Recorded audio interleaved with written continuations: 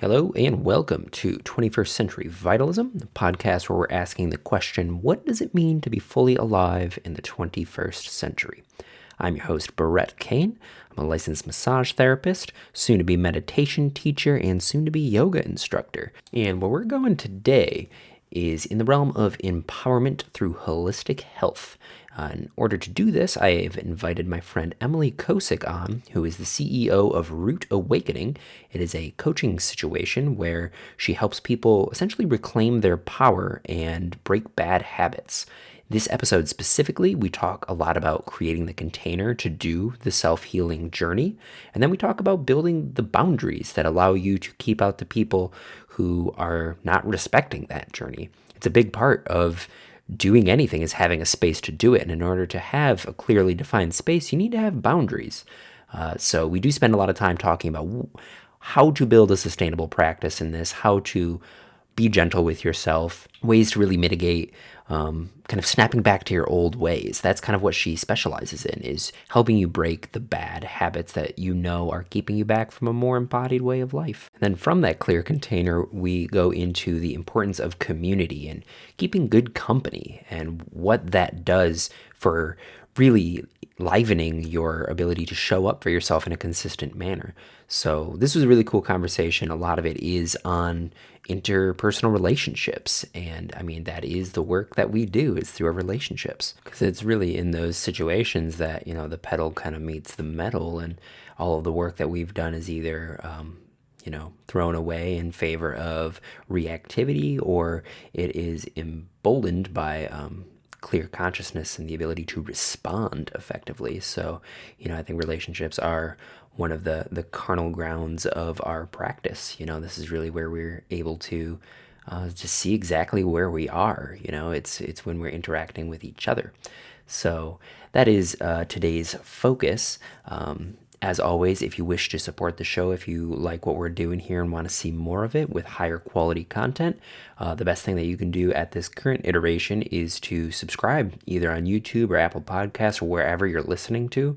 The higher subscriptions, the more chance I have to actually make a return investment, which means more time spent on each of the episodes. I am playing around with a lot of different ideas on how I want to navigate the future and how I deliver this content and how I can weave a thread throughout all of these topics. I realize that going forward, a big part of this platform is that there is an idea of how to be whole and embodied in this century. So the more ways that I can use the gestalt thinking, if you will, to connect all of these things, I think the more comprehensive and thorough of a conversation we're going to be having. So in order for me to do that, it does require more time and effort, which, this year is about, that's what we're doing. So yeah, head on over to Apple Podcasts, give us a 5-star rating, comment, like, subscribe on YouTube, whatever you can do. And yeah, without further ado, Emily Ciosek.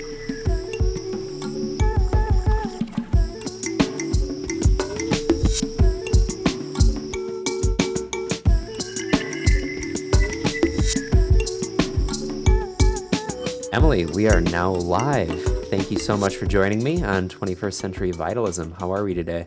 I am so great. I am spectacular. I am so happy to be here and to be speaking with you, Brett. Yeah, I'm happy that you're here too. I have spent the past few days really diving into your offerings, and I'm honestly really excited to see where we can go. And who suggested me, or you to me, was actually a really good friend. So I know our shout out to our mutual friend Brad. Yeah, he had nothing but glowing things to say. Brad rules. He's an amazing person. And then I knew it's so great to hear about how we connect, because already I'm like, oh, this is going to be an amazing conversation. I can tell Brad is the connecting piece and he's wonderful. And I could already feel energetically that you were too. Yay. Yeah, you can really tell a lot by your relationship with someone based on who suggests them. It's just like, and anybody that's in his circle, I'm sure, is just full of love like he is. And cool. So let's get started. I really wanted to start off by simply just kind of getting a brief story on how you got to be a wellness coach and creating the Root Awakening program that you so generously offer.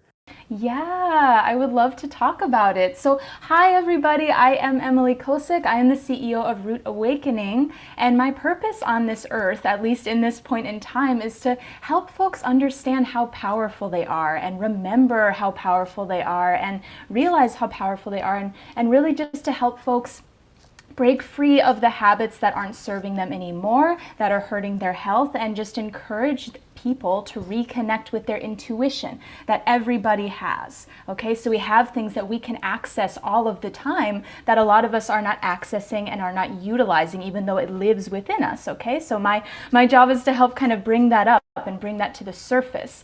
And I do this through holistic health coaching. So Root Awakening is my container for holistic health coaching, and Root Awakening also houses a beautiful supportive community. So through Root Awakening, I help folks gain balanced health without going cold turkey. And I say that because when most people think about self-improvement, they think about the typical New Year's resolution or the diets that just never work. And why is that? Right? It's because we are led to believe that if we pick up one healthy habit, healthy in quotes, one healthy habit, and ignore all of the emotional blocks and all of the limiting beliefs and all of the suppressed feelings that we have, we're led to believe that we're going to get the result we want. Like, oh, just leave all that negative stuff to the side, good vibes only, and start going to the gym, and next week you're going to look incredible. You're going to get all the results we want. That's completely misguided, right? So through Root Awakening, I guide my clients to gently work through all of this emotional work and mindset work and lifestyle change. And that really creates a true balance in their lives. And it creates deep empowerment, because we need to be reminded, I think, especially right now, that we are powerful and we are capable of amazing change within ourselves and within society in general if we get together as a collective, as a group. So the topics that I teach look like letting go of societal pressures and letting go of energy-sucking habits that don't serve you anymore, and letting go of damaging thought patterns, and instead replacing all of that by just nourishing your body. Like, start there, nourishing your body. Start feeling good within yourself, establishing a connection to your body, establishing a connection to your intuition, and cultivating self-love that just allows you to feel good physically, mentally, and spiritually. And then you have all this space to help people and lift other people up. So I'm going to just give a really brief history about where I came from. I had a really tumultuous history with body imbalance, physical body imbalances, mental and emotional body imbalances, depression, eating disorder. I had a lot of substance abuse issues, a lot of mental health issues, and through these issues, I was able to discover really what I was capable of on the other side, because it got to a point for me where I had to decide, okay, I'm not going to be here for very much longer if I'm going to continue to do this. My body is falling apart. I have recurrent infections. I need to do something different. And guess what? Western medicine was not the route for me. So I figured out what I can start doing to just start feeling better every day. And that's how I created a lot of the protocols that I use with my clients and the members of my program, to become more sustainable in our health practices for the long term. And then after I did all of that transformation for myself, and a lot of this stuff is life's work, right? But I did a lot of this transformation, and I was able to recover from a lot, heal from a lot, and now one of the first things that lights me up is teaching other people to do the same. Wow, that is so beautiful.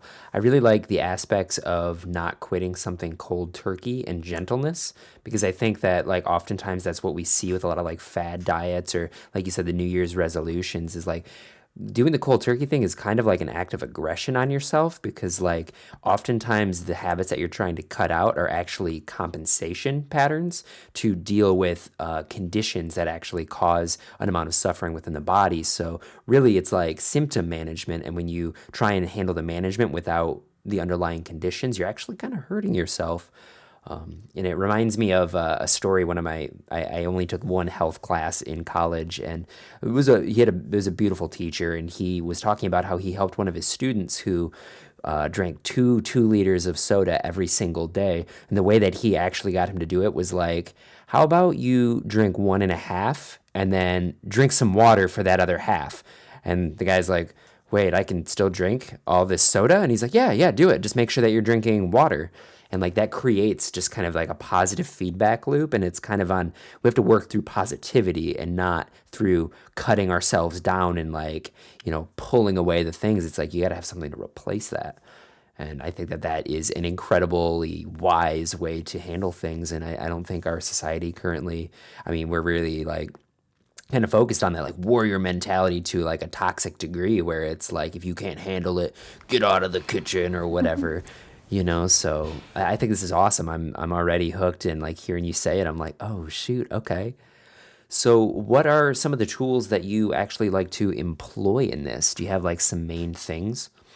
Yeah, definitely. So, first of all, what I really work on with my clients, first things first, decide who you want to be.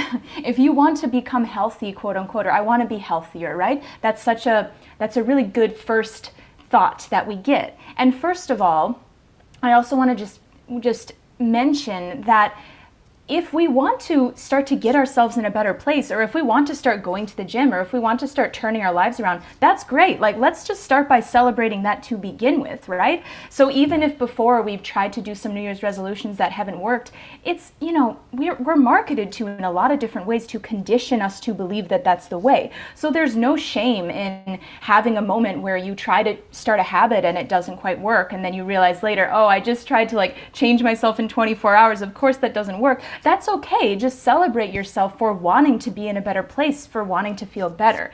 So that's maybe like first things first, the first of the first of the first. But really the first step I work on with my clients after that is figure out who you want to be. Like, what do you want your life to look like? What do you want to be doing? How do you want to change the world? That's a big question, right? But just having patience with yourself and starting to get familiar with these questions and maybe not so scared about them, not so scared of big questions like that, that can really help to decide where you want to go and what's important for you and what are your core values here. And if you're feeling not so great right now, what is that? What is that feeling? Is it a physical sensation? Is there something underneath the physical sensation? So just exploring all of these big topics that I think we get really intimidated by, and just knowing that it's okay to not have the right answer right away. You're probably not going to, but just starting to become comfortable with those questions and starting to realize, okay, where exactly do I want to be? Because that's how we achieve our goals, by getting really specific, by getting really clear, and by also having patience with ourselves. So then next we just basically do a lot of exploring of those questions, and that is going to deal with a lot of emotional depths and a lot of getting to know yourself more, checking in with yourself every day. How am I feeling? I'm feeling a little bit defeated today, or I'm feeling a little bit anxious today. Okay, why is that? Okay, well, it's maybe the state of the world, or it's maybe because this other thing is going on in my life, or this with my job isn't really working. Okay, but what can you, like, validate that, right? And then what can you remind yourself of moving forward to help you gain back some strength here to say, wait a second, no, but I am capable of this, right? So I think we really start with a in-depth overview, like a general overview of what your goals are, and we dive into that. And then also, discovering the habits that you have that maybe aren't serving you very well, and what you want those habits to look like instead. What are the good habits you want? What are the healthy habits you want? So we use things like food and what you're consuming, what you're putting in your body, what your social tendencies are like. Are you making decisions for other people? We start getting into that after we have the goals established. So we really deal with like where we are at when we're starting, and then move into the food, move into the consumables, move into the decisions you're making every day. So you just get to know yourself really well. And once we have self-awareness, that's where true sustainable long-term health can blossom. Yeah, I'm really feeling a lot of that. It's really interesting because I also feel like so much of the journey of like awakening or the journey of kind of like self-improvement kind of does come down to that level of awareness. Like I feel like being aware that you want to make a change is like 60% of it, because like the vast sea of people, there's a lot of people who are just completely ignorant who just don't really care, you know? So like I think like in cultivating that sense of like I do want a little bit more out of my life, that opens up the container of possibility. And I like that that's kind of the first thing that you focus on is like, what do you want to do with your life? You know, it's like, yeah, we can work on your diet. Yeah, we can get you exercising, but like in service of what? You know, and it's like having the distant horizon to like move towards is actually like hugely beneficial. But what I'm wondering is like, I feel like often what happens with this is some people become aware of it. There's kind of, it comes in tandem with a sense of shame or insecurity, you know, like especially with the idea of like the New Year's resolution or like failing to meet the expectation, like the idea of setting an expectation for yourself. If awareness is 60%, that's another like 30% because it's like, oh, I could fail. And so many people are so afraid to fail and make mistakes. And how do you combat like the feelings of shame that come from when people address where they are and they're just not happy? Like, I am screwing myself up. Like, do you have any like tips on how to help people integrate into a more holistic lifestyle?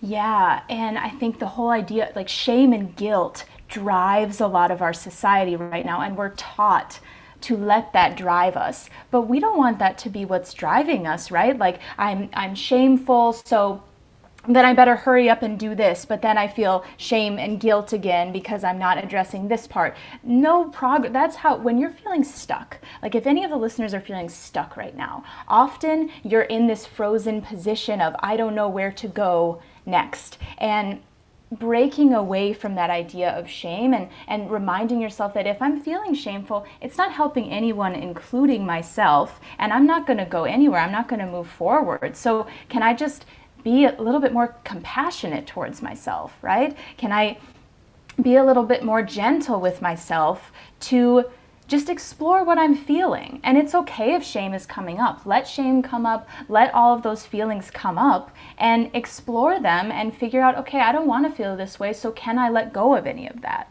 And as far as getting into holistic health, you are going to fail in order to get to your goal, right? Yeah. So a lot of people say, prepare and be okay with failing or be okay with not meeting your goals, because that's going to happen. That's probably going to happen down the line. The people that have had the most success in this world, the people that have done everything they wanted to do and have a really comprehensive lifestyle that feels really good to them, those people did not meet some of their goals, but they kept working with it. So I think we're really taught to be very goal-oriented, and we're really taught to be very self-deprecating. But if we can, instead of just obsessing over the goals we have, if we can move from that to just being excited about our place here on earth and about going through this journey, this discovery process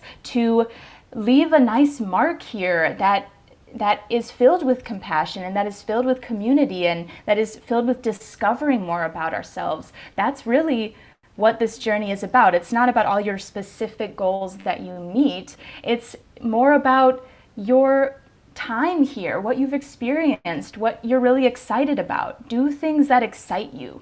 Start there and forget, like set your goals, but forget about it if you don't meet them. Just celebrate yourself for working towards them. Celebrate yourself for taking one action every day or taking care of yourself in one action every day. Yeah, again, it kind of comes down to like the positive reinforcement rather than negative, which is definitely like against our tendency within the current social paradigm that we find ourselves in. And something that I also thought of is that like whenever we see people who are pursuing these things and they're very like on social media with it, we don't see their failures. We only see when they actually reach the goal, but like everybody is failing forward, you know? Mm-hmm. So like it is kind of an integral part of it. And as for like the shame thing, it kind of came up like even in like celebrating the awareness of the shame, like if you can expand your state of awareness to include the shame to where it's like, I'm aware that I feel shame, that's different than being ashamed. it's like that separation from it can allow you to like, you can celebrate your awareness of it, and you can even turn that into kind of a meditation and practice. And also within that, there's wisdom of like where you want to go, like shame doesn't have to be this like terrible thing that we can never shake off. It's actually like a compass to like, I know that I could be embodying in a different way. So like, what is this telling me? And yeah, I think the positive aspect on things is going to be integral. And the fact that you even like bring up community, I know that that's another thing that you talk about often, is like relationships are crucial for this, whether it be like mentors or coaches or like other friends. Like, what would you say on the nature of like holding good company? Yeah, I love this topic because it's so important. And again, we don't hear about this often, even in the health sector, because it's a lot of self-development. It's a lot of like, what are we doing? But yeah, you need a support system. You can't do this alone. Like, and that's good, You can try to do it alone, but you could be having this amazing experience that you haven't even tapped into if you don't keep a nice community around you that truly supports what you're doing. So this is another kind of subtopic that I really like to talk about. Normal. When we talk about what's normal in our society, that word can often be replaced with mediocre. So when people say like, oh, it's normal to like not have a digestive movement every day, or it's normal to drink every night, or it's normal to smoke weed anytime stress comes up for you instead of sitting down and really exploring it. Like, it's normal to have all these things.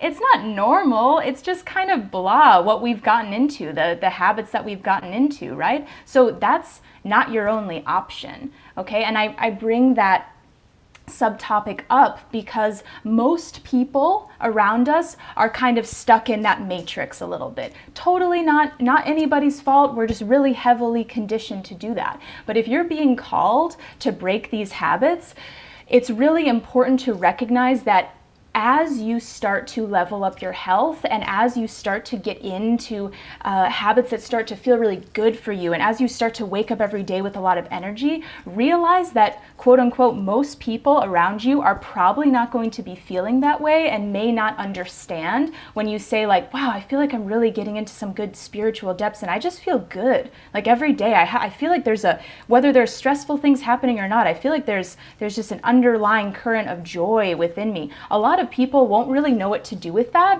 and sometimes they respond to that with resistance. And that's okay, because we have things like social media, we have things like friends to introduce us to other friends, right? And we have resources to connect with other people that are feeling the way that you want to feel and that have the goals that you have. So know that it's okay if maybe your family members or your best friend from elementary school or your lifelong friend doesn't quite understand the goals that you have, where you want to level up to, but know there are other people on this earth that will feel you and that will totally lift you up and support you. So like, just get involved. And back to our last topic, it's all of these people that are really trying to level up their health and that are really lifting each other up, they're going through their own struggles. I have my own coaches. I have a mindset coach, I have a business coach, right? I still go, it's life's work. But so not to be afraid of failing or of struggling, because when you find supportive people around you, that's exactly who you go to when you are struggling. And you can get involved by start following some hashtags on social media like holistic health. You can follow me on Instagram. You can become a part of my community. I have a community full of people, and I try to make natural health as accessible as possible in the most accessible way. And there are all types of groups like this. There are Facebook groups you can get into. Okay, so it's all out there.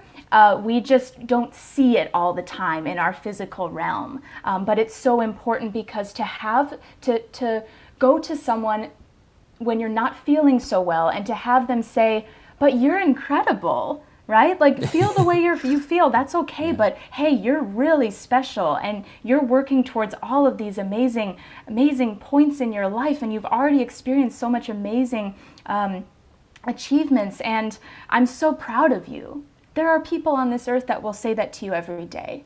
And that's what I want. If you're going to take away anything from what I just said, that's probably the most important thing to take away. Do you feel that oftentimes what you put out energetically, like if you are starting to feel this undercurrent of constant joy, is that what you attract? Or is that maybe like a little gaslighty to justify like bad relationships? Because like I found in my situation, like the more that I work on myself and the more I cultivate the positive attributes that like I want to see in the future, naturally like people enter my resonant field, if you will, who are just like beaming the same positivity. And I just don't know like the nature of like how do you like acclimate to those people? Is it a matter of just doing your own work, or should you seek those people first, or what do you think on that? Yeah, I think you can do both, right? Yeah, yeah, You know, and I totally find the same. Like, yes, there is a law of attraction there, and totally you invite, like, it will come naturally. And I think once you start seeking these people that are like next level, that you're like, whoa, you're so like supportive and comprehensive. Once you start seeking these people, then you start to kind of like mirror these things, and then you attract more of those people naturally into your life without necessarily like quote unquote seeking, like taking the actions to try to find them. So I think it's a hand in hand process. I really like to highlight the fact that there are going to be probably people around you in your physical space, or maybe people from your past that are on a different wavelength, because that's really what I've experienced a lot in my health journey, especially when you're going from a lifestyle of maybe like more alcohol, drugs, or just like having a drink all the time, and that's what your older friends are expecting you to do, and then you decide, hey, I want to work away from some of these habits, and your old friends are like, hey, wait, why aren't you taking a drink, right? And so that's really something that I work on with my clients in the mastermind that I have, because it's such a big thing when you are starting to level up your health, to have people around you that are a little bit resistant to that, but it's totally navigable. So I just like to remind everyone that, yeah, there might be some people from family, from past, who are a little resistant. That's okay. Like, you'll get to a place of acceptance with them in your life, and we can work towards that always, but know that there's this other place with really supportive people there that is accessible, and you can seek them out today if you want, and then maybe tomorrow you attract another person that's similar to that. yeah.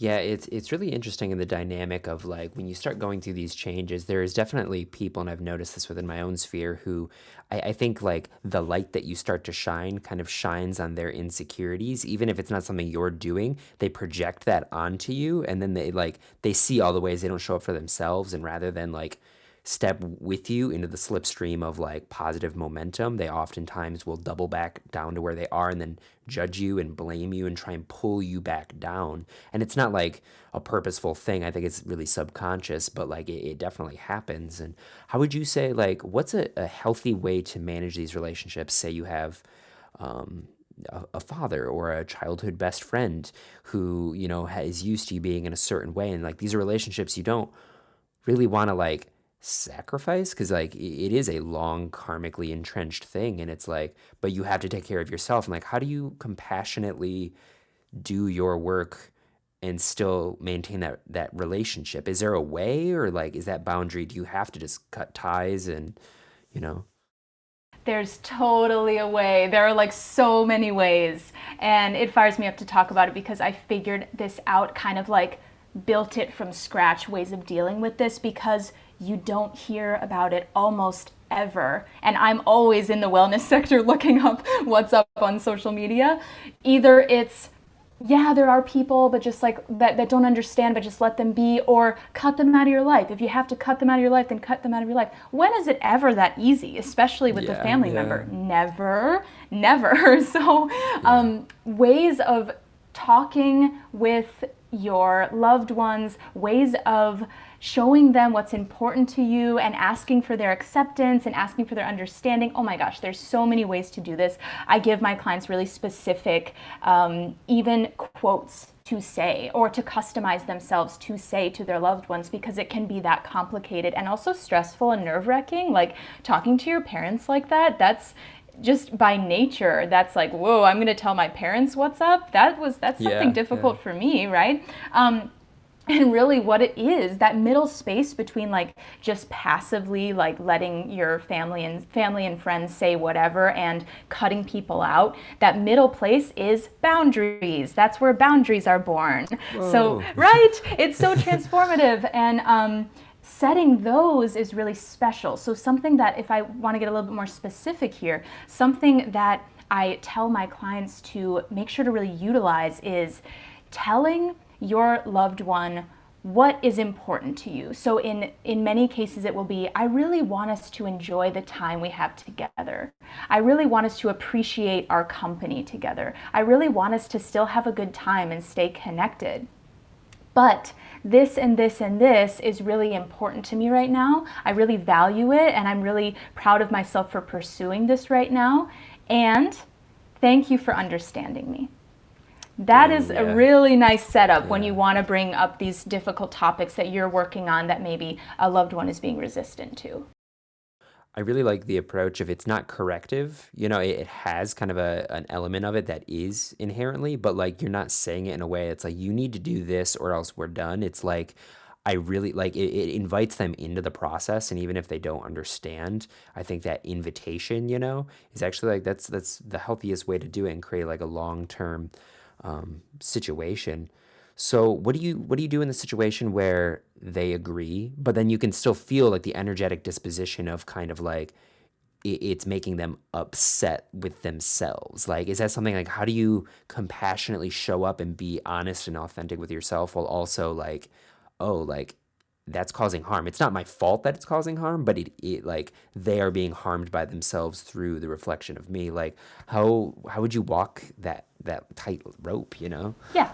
Yeah, it's likely going to be there unless it's perfect timing. I just had a situation myself in my personal life where I had to set a boundary with a family member, and it happened to be amazing timing. It worked really well. They were ready to start accepting me, and they were kind of just like, yes, but does that happen often? No. So almost always it will be there, that vibe of like, it's hurting me that you're doing this, or that vibe of like, I still don't really get it, but okay, that's going to be there. But again, like patience is really the key. We need patience with ourselves, and we need patience with who we're talking to, who we're setting boundaries with. So understand that it's almost never going to be the situation where it's like, okay, and how many years, by the way, did I try to have a conversation about boundaries with someone where they didn't really understand, right? So I've experienced both sides of the stick here.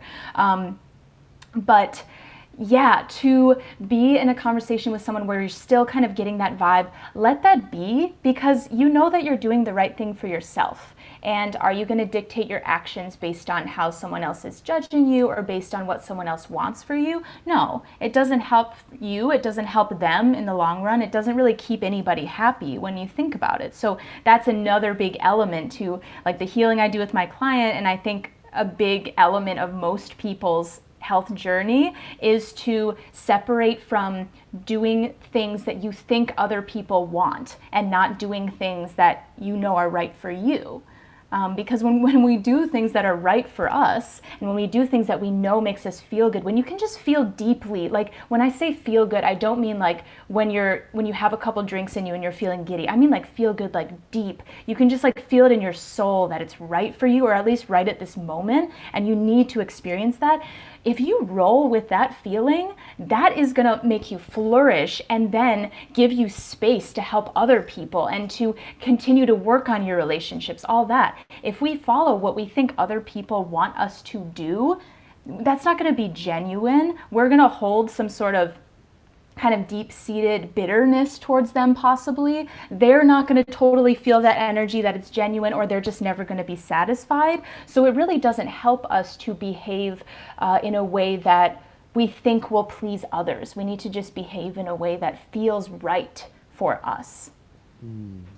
Yeah, I like that a lot. I think a lot of this work honestly comes down. I mean, I think there's kind of like the groundwork of like you kind of have to set good boundaries within yourself first before you can even be confident in your ability to communicate with the people in your life. Like it always starts within. And I also think that like what's best for you when you feel that undercurrent of genuine joy, not like spiritual materialism where it's like, I'm totally blissed out. Like not that like really ephemeral esoteric thing, but like this deep grounded sense of like, this human experience of like I am on the right path.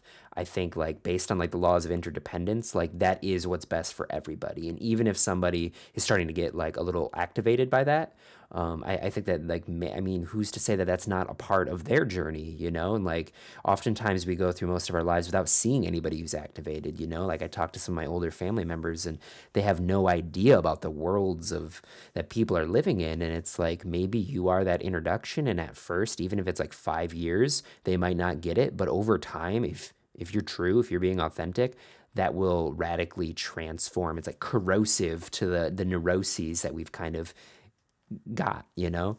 So I think that the emphasis on integrating it into a community, the hell, like, and it's actually what I really like about your platform specifically, because I see a lot of people who do like the self work without the integration, and then they send these unguided missiles off who are unable to actually like really integrate it with the people in their lives, and it kind of takes away like the personal level of it, you know? It's like, here's my platform, you absorbed it, and then you went off on your own. Like, we have to fit this to everybody's body and life situation. I think based on the way you're expressing it, your situation is really applicable to that. Yeah, and it's so, Brett, the topics that you just brought up there are so true. There's so much deep truth to what you're talking about right now, and it's so important for everyone to remember too. Change is going to be met with resistance. Almost always. And that can be within ourselves if we notice we're changing, if we're invited to change and it's met with a little resistance in ourselves, or a family member might be resistant to the change that we are creating, the change that we are making happen in ourselves. So it's that's always going to be there, and to not be surprised when that happens will help us so much moving forward. And also, I was just going to say too, yeah, it is important that we remember that if you do set your boundaries and if you do set your boundaries and it is met with resistance and it isn't respected, and then maybe you set them, try one more time and you set them again and they're still not respected, sometimes you do have to let people out of your life, but that's up to you, okay? I've never told my clients to do that. My clients actually they've never had to do that at this point. But sometimes it is possible. I've had to do that in my personal life. It is possible to let a family member go and realize that, or let someone close to you go and realize that that was the right choice for you. So that is an option, but you know that, and just know that's not the only option. I think that's just good to remember as well. I think that's something really wonderful to point out too. You know, I think that there is definitely a tendency sometimes to kind of like shame people into acquiescence, you know, like you just have to kind of bear the brunt of it. Like, yeah, they're your parent, you know, that means, you know, you only get one, but like sometimes that relationship is so toxic that it can actually, that is a part of the lesson in life plan, is like, you gotta cut that tie if it really is, you know. And I think that I definitely would encourage people, if they are in a situation that they know deep down is toxic and damaging, you know, like seek counseling and, you know, find a healthy way to cut that tie, you know, and like really empower that, you know, because that is about your boundaries. If you let somebody in who doesn't respect you, then you're not respecting you, and it's really hard to even build that positive momentum, because you got this energy vampire in your corner that's always going to be slashing at your legs, and, you know. So when we're talking about communities, positive communities, now that we've had that caveat, which I think is important, just to address, you know, like there's some darkness out there, but we'll get through it. With your mastermind group, what exactly do you all do? What is that structured like, and how have you noticed that help you and your clients? Yeah, so we're just transitioning into the mastermind group now. So Cool. I've had clients that I've been working with, and we're transitioning them all into a group together. So what we are working on together is basically supporting each other through our health journeys and meeting each other with where we are at. And that's a really powerful experience, because not only does everyone get to learn from the host or from me, but they get to learn from each other. So it's really something where people can encourage each other, offer advice based on what they've experienced. Everyone is coming from different backgrounds, which is really powerful. And I basically am just kind of prepping them and setting them up for that right now, and encouraging them. We get on calls. We will be getting on calls every single week where I set a weekly intention for the group. So that's to hold them accountable, and that is to kind of keep them on track and remind them, hey, this community is here, and hey, if I'm struggling with this today, or I'm feeling like, oh, just not enough change is happening and I want to get closer and closer to my goals, they'll receive reminders to, hey, just keep going forward. And it's a really big energetic exchange. When you get into a group, it's a really big energetic product, which is really special and arguably even more powerful than one-on-one, which is what I was doing a lot of before. So we're really we're just starting it out and stepping into it. And I think it's just really important for us to remember that we are more powerful as a group, and dealing with internal stuff is sometimes hard to talk about, and we want everyone to be comfortable, right? And that's another boundary thing, to stay in their boundaries.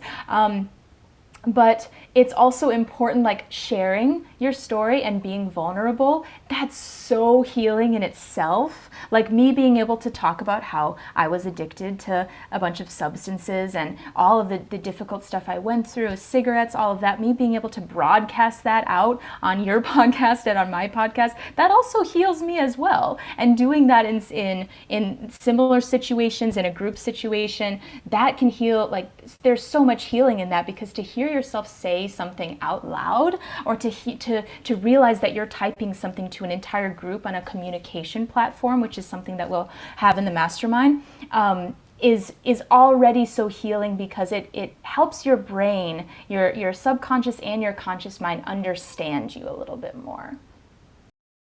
Yeah, wow, I actually really like that example, and the idea that like we oftentimes have parts of our story that like really hurt us, and then we hold those deep within ourselves. It's like really close to our heart, like the ways that we may have screwed up. So like in the process of opening and sharing and being vulnerable, I think that's why like AA like puts such an emphasis on it, because like it creates some space so that you're able to separate, like, I did this thing, I am not this thing. So like the more that you can create space, the more that other people can bear witness to it. We can all be sharing that load energetically. And there's like, toxic ways to do that, but I don't think that that's what you're doing. And if you come to a group that has the intention of doing that, I think that that is a huge thing in helping move the energy and like process it and just get it outside so that you can have more space for what you actually want in your life. So that's honestly really incredible that that's an aspect of how you guys are going to be going forward. I'm really glad to hear that. Yeah, totally. And I think it's also important to remember too, the mastermind. So it's a yearly subscription that I have, and so my Instagram account, for example, is what I'm most active on, and that's open for anyone to come on. Of course, I have really strict inclusivity guidelines where, you have to be respectful, you have to accept everybody. All of these really important pillars are there on my Instagram. I have the right to block anyone right away, right? And I have the same in my mastermind group, to make sure that it's still a safe space for everybody, right? So there's that. But if you're going to be respectful, if you're going to be inclusive and supportive, then my Instagram group is open to everybody.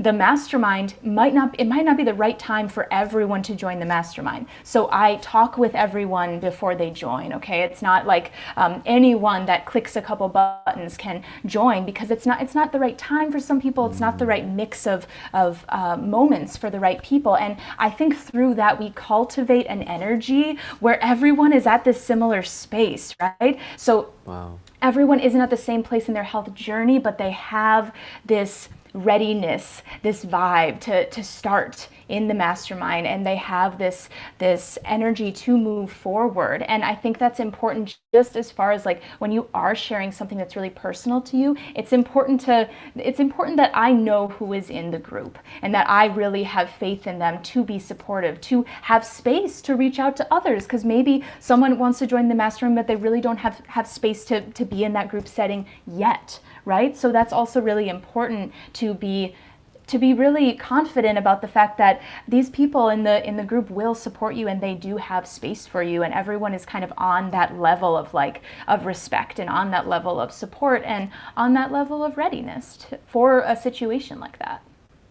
Yeah, I think in having you kind of be a gatekeeper in that way, I actually think this is like a positive example of that kind of behavior because yeah, if that space gets compromised by even like one person, it could send this cascading negative consequence. So the fact that you kind of have some control and you can kind of know where people are at. I also think it just as another byproduct of inviting people to hold space for each other, you're actually kind of dissolving the barrier between you as the holistic health coach and them as the participant, and you're equipping them with the ability to hold space for other people, and that's kind of the next step of what it means to be on this journey. And what I always am a proponent of in this show is in order to have vitality in this century, you need to be engaged with the world. I definitely really like the idea of the bodhisattva, we give up our own personal liberation for the liberation of all beings. And that idea is that our inner healing and other beings healing, it's the one and the same, and the more ability that you have to hold space for other people, the more ability you have to hold space for yourself. Compassion's a two-way street, and we got to work from every angle. So by inviting people into this and sitting more in a circle rather than at the head of a class, I think that actually creates that kind of container of self-empowerment that you're trying to get across. And I'm sure you're trying to equip the future leaders, Yeah, you don't want a bunch of students. You want people who are able to take command of themselves and then go out into the world. And that's so awesome. Yeah, it's really powerful and so true. Brett, it's an energy exchange, right? What we're doing right now is an energy exchange. And when I teach my clients, it's an energy exchange, and I learn from them as well. And that really feels like true community, right? Because I also speak out a lot against, big monopoly companies that are trying to sell you wellness products, but they don't really care at all about your health or your wellness, right? And that is a dynamic that's disempowerment, right? We don't want that, and we want to feel like we're a collective, and that's really important to me, and that's part of the reason why I transition from one-to-one coaching, and I do one-to-one intensives from time to time here and there if a client really needs some individualized support, but I used to only take clients on a one-on-one space, but I don't do that anymore because I'm hey, hold on, everyone needs to, do you know how awesome your other, this other client is? You need to know each other, and you need to bond if you're vibing together, bond together and create something even bigger, because like I said before, it doesn't have to be a lonely process, and arguably it shouldn't, Right.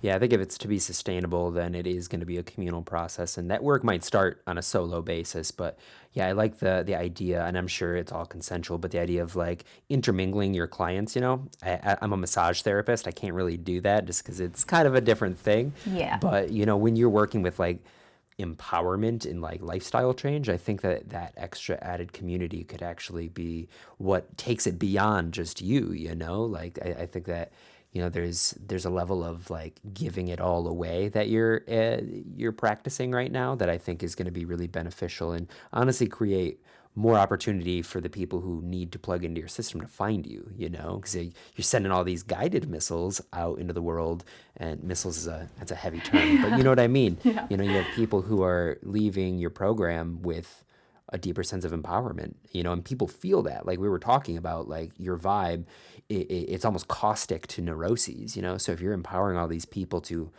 cultivate that vibe with themselves, then you're like the sun, you're just shining and not losing anything.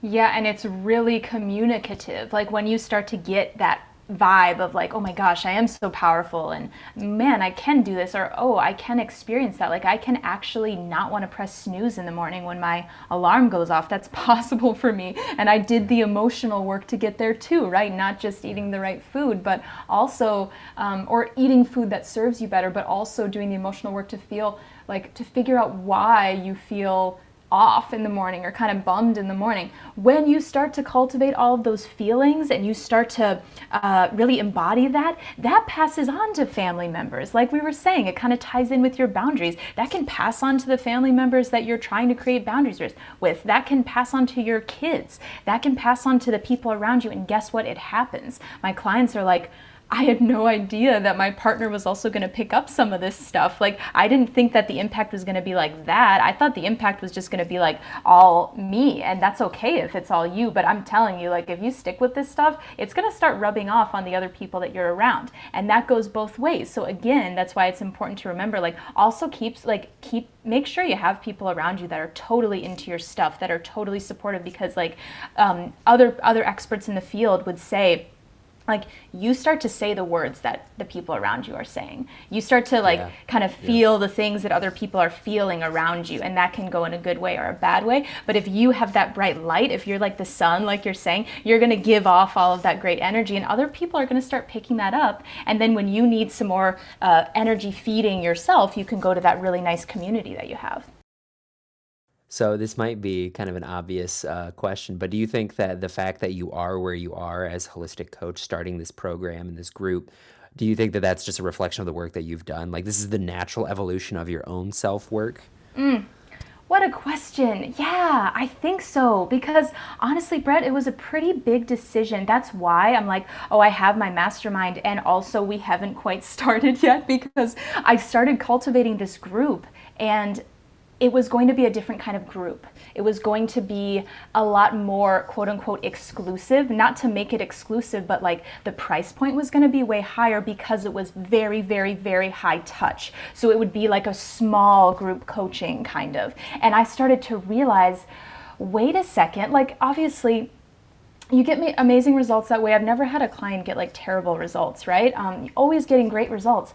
But I realized that's not quite the impact I want to make on earth. I really want to help people, but hold on, I'm in a group coaching session myself, and it's incredible. I'm part of bigger collectives, and that feels really good. And me, as someone who is encouraging others to heal, giving someone a helping hand to heal, I want to reach a bunch of different people, and I want my clients to meet people of all different walks of life that grew up in all different ways. So how do I do that? How do I continue to expand the community? And at the end of the day, the two words that really kept coming back to me of like, this needs to be more this, like my coaching practice needs to be more this, is inclusivity and accessibility. Because it doesn't really feel like, for me and for what I'm doing, it doesn't really feel like I'm doing what I need to do, I'm fulfilling my legacy, if the stuff that I'm working on isn't inclusive and isn't accessible. It's not really Emily's community. It's not really a Root Awakening community if it's not inclusive, accessible, and really relatable for a bunch of different types of people. It's more of like a cabal than community when it's like really tight knit and the gates are really high.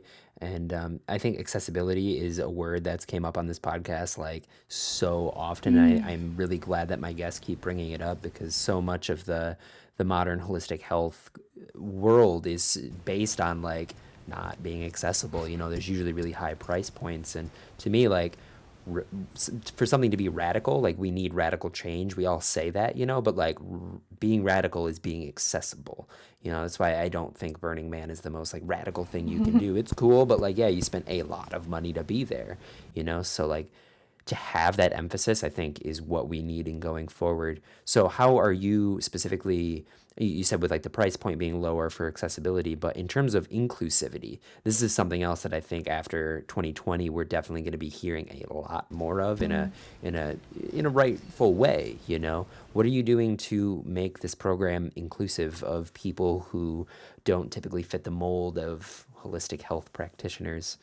Yeah, I think just talking about topics that everyone can relate to, and talking in a way that's just really like standard to what we believe, really, really kind of stripped down to just values that we all can agree that we share. Like, we all want to feel good. We all want to have people around us that support us. We all want to be able to communicate to our loved ones in a way that doesn't hurt feelings, or that doesn't turn into a fight, right? Just talking about topics that everyone can relate to, and encouraging people to find self-love within themselves. For example, that's huge. Everyone has that. Like, everyone has dealt with that. And I think when we're talking or using a lot of language that's like very either like way overly trendy, or if you get into these niche health sectors. There are words that like I don't even know what some of those mean still, and I'm like I can't use. I don't want to use this terminology. I also don't want to be obsessive about word choice, but I don't want to use terminology that I barely understand. Like, what are some core values that we have that we can develop together? Like, we all want to feel supported by a community. We all want to feel like we belong. And through that, I think that's where we develop that kind of inclusive community. And also just like, who needs to really be lifted up right now? Like, what are some, like, what businesses can you support? What can I share with the world about these businesses that I know are like talking about Black-owned farms, and how can we start supporting those? Like, great, we're doing local, but how about farms that are owned by people that really need to be lifted up right now? Like, how can we support that? And speaking out and talking about these topics, I think, are really important, and not just getting quiet when maybe things get uncomfortable and we realize that a lot of us haven't been doing the work that we need to do to be inclusive, right? To talk about that and admit when I need to learn more, and to communicate that I'm still educating myself, and to also, like, if we're gonna include everyone, let's include everyone. Like, walk the walk, you know what I mean? If I say that inclusivity is important, yeah, then it's important to me. I'm gonna take action on that, and I'm gonna support businesses that are amazing, that don't get enough recognition, you know, and that need to be communicated more. I'm gonna team up with other people in the health sector and get them on my podcast and interview them and hear what they have to say, because it's really important what they have to say, and go outside of the bounds of people that are just like me, you know, as far as incorporating them into my business and starting conversations with them and sharing their stuff, you know? Yeah, and I think a big part, like, there's definitely a group of people out there who hear, like, oh, they're talking about inclusivity, oh, they must be with the left. Like, what we're talking about is not only functional in that it really does reach out to more people who aren't like us, so to speak. I had air quotes there. But it also is like, it's more interesting. Like, to be frank about it, like, it gets kind of boring to have one voice, you know? Like, we really, in order to like fully understand what it means to be an empowered human with vitality, it's like we have to understand the full range of human experience. If we're only operating out of one specific viewpoint, or only trying to get our empowerment or our feel good through just this one lens at the expense of hearing the other voices, you know, it just, to me, is not radical. You know, it's not as full fleshed out as what it should be as we move forward. You know, it's easy to kind of hang in the past and hang into the frameworks that we know, but there's so many voices out there that want to be heard and want to be included. And I think, you know, in like shining light, you know, you mentioned like the Black-owned farms, and I know you have like a food aspect to what you do, which I wanted to talk about, and I see where we're at, and I'm really glad with how this conversation's gone. But yeah, what exactly do you do with the food element? Now that I'm like, oh, I like food. Right. We haven't even gotten to the food part, and Yeah. this whole conversation. But it's good that, I agree, it's good we talked about this, because because at the baseline, it's all what we're feeling, how we're dealing with our emotions and stuff like that. But on the layer on top of that is how we're eating, how we're treating our body. And when I say that I help people break habits that are not serving them anymore, that we do that partially through food, right? So people, like you said, people have habits of drinking a lot of soda or drinking a lot of coffee, or having the mindset around coffee and food like, well, I'm just going to make this because it's easy and I know it doesn't make me feel good, but I'm just going to make this anyway, or I need coffee to be awake. So I help to teach my community that you don't need coffee to be awake. Your body makes energy. So I teach them ways to treat themselves in a way that creates that natural energy. And as far as food goes, I teach my clients in my community really simple ways of cooking that is whole food cooking, as in you use a grain, you use a protein, you use some vegetables, and maybe you use some fat, right? Just really simple ways of cooking, but it tastes amazing. You can make like infinite recipes just with that. Just, you know, we were working away from eating food that was made by strangers that was made in a factory, or food that was made and then sat on the shelf at Whole Foods for a week before you bought it and put it into your body, and it's overpriced anyway. So cultivating a little bit more of that self-sustainable living, right? So you have the power to make your own simple recipes that's made from food that's coming almost directly from the ground. It's not that easy, and it's cheaper than going out, which is something that I think a lot of people assume that's not the case, right? It actually can be cheaper. It actually can be easier. It actually can give you a lot more resources in your life for so many reasons. So teaching everybody how to simplify and stop relying on other people to make your food. You can make it. Like, there are times, there are times that can make this possible. Or at the very least, if for whatever reason there's just no time to be in the kitchen, I have ways to source food that is made, that is in a solid, is in a good nutritious place, if that makes sense. Yeah. Yeah, I like the emphasis on simplicity that you brought up there, because I think so often when people think about like eating healthy, they have this very specific idea.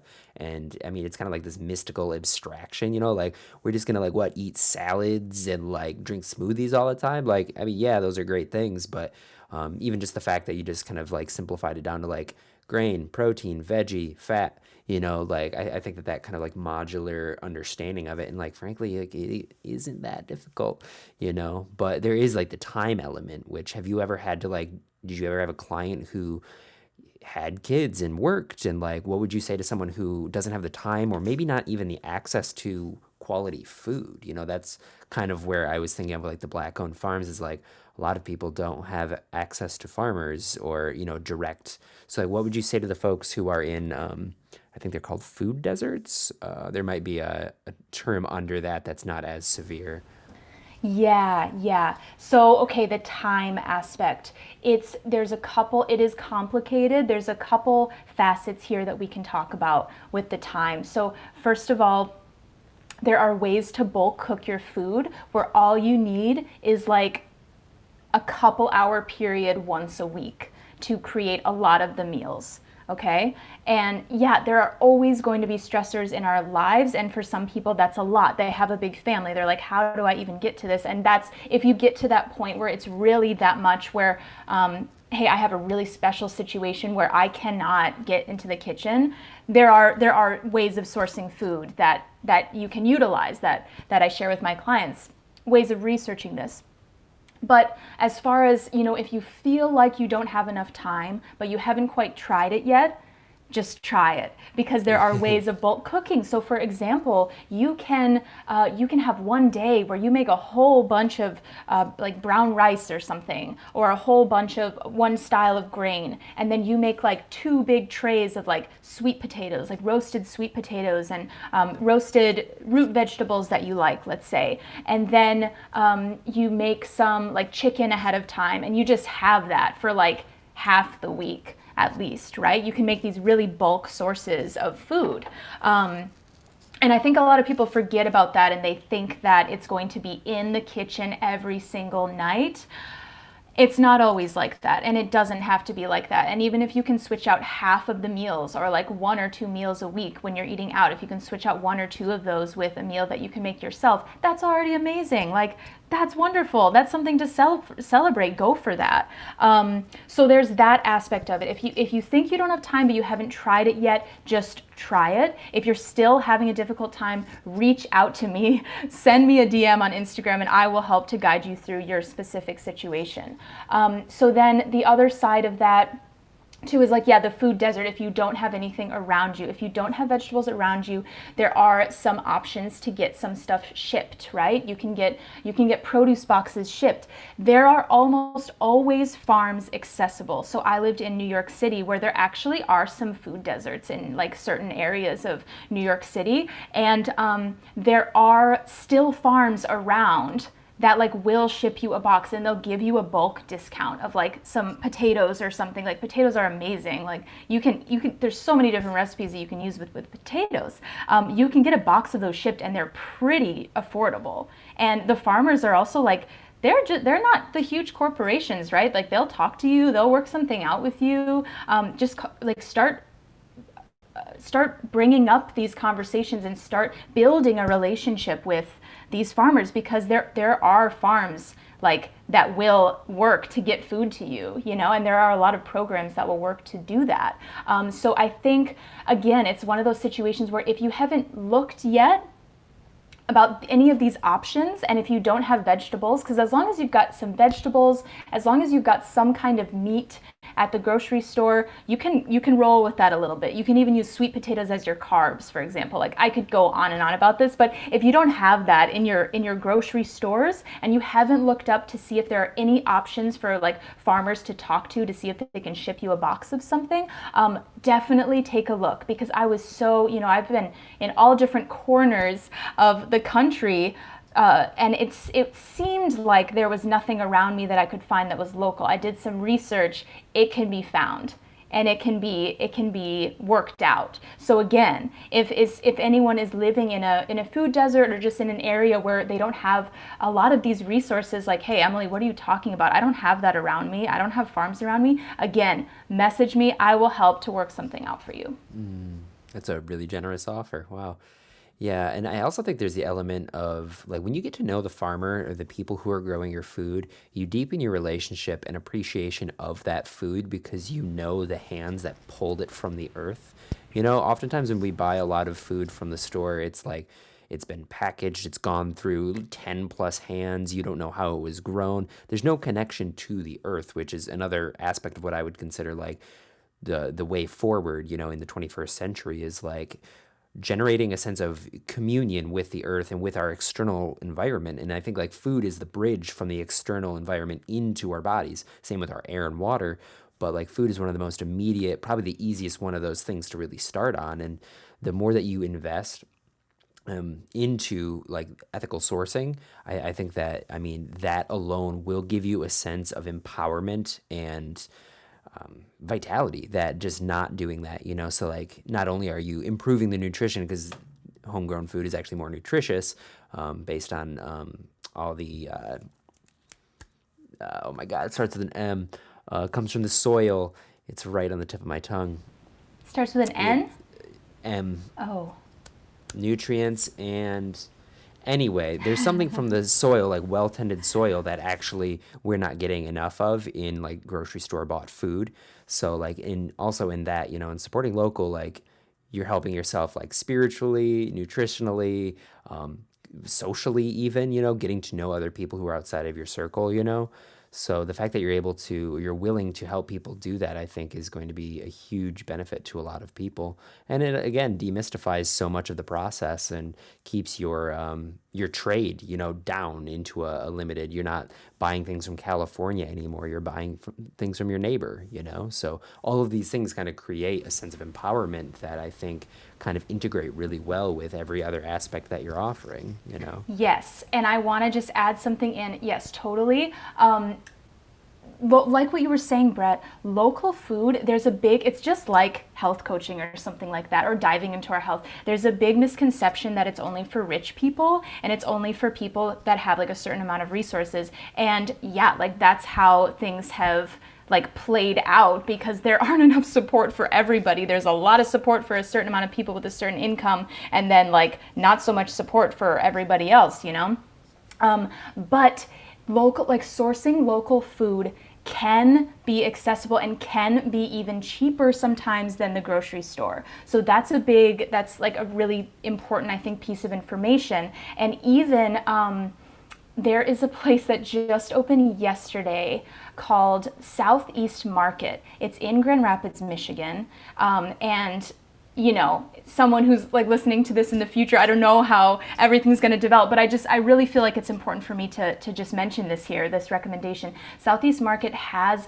produce boxes that you can buy that are sourced from Black-led farms, brown-led farms, indigenous-led and woman-led farms in the local area, or they're sourcing from one of these, or that's their first priority. And it's pretty accessible or just go down and check out the market and see if there's one or two things that you can buy each week. But you can also buy these produce boxes that can get shipped to your house, or you can come pick them up every week. So I just wanted to highlight that just to so everyone listening, even if you're not in the Michigan area, to know that there are some companies out there that are doing some amazing stuff, and that also prioritize good, solid local food being accessible to everybody and supporting farms that totally deserve to be supported, you know? Yeah. So what would someone Google in order to like kind of find a situation like that in their own immediate area? I know like CSAs are things, which is kind of like a co-op food kind of situation, but like what would people look up for that?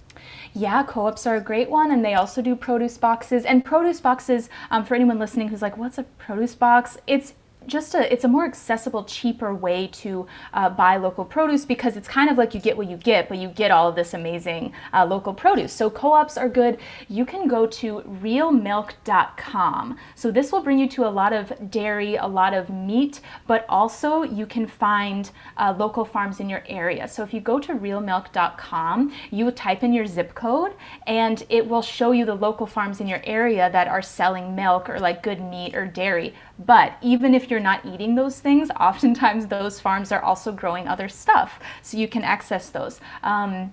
You can search local farms in my area. You can search markets that provide local produce. You can search shipping local food to my house.